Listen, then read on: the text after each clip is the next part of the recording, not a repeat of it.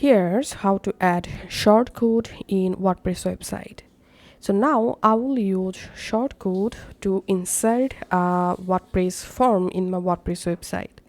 So here's I'm opening WP forms page, and here as you can see this is a form.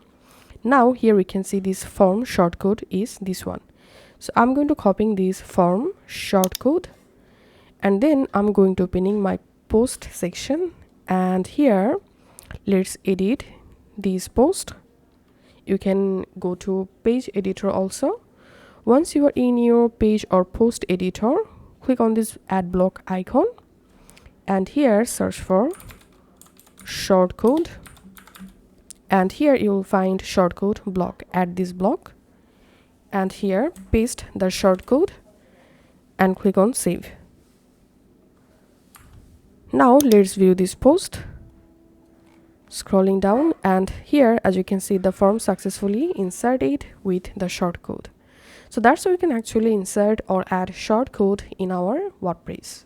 Thanks for watching.